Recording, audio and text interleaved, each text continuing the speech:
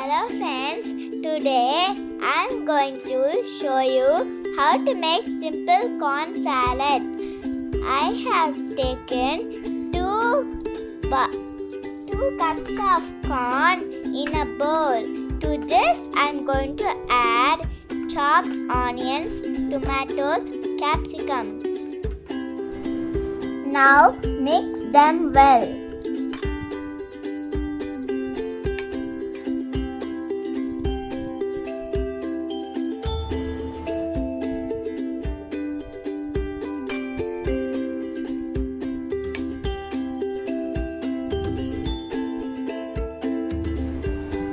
Now add salt and pepper as per your requirement and mix them well.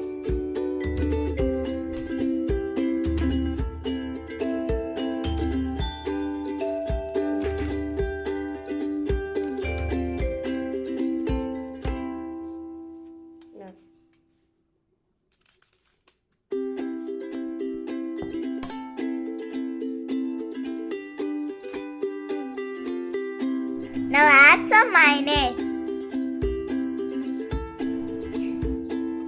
Corn salad is ready. Serve it in a small bowl. If you like this video, like, share, subscribe. Bye. Thank you.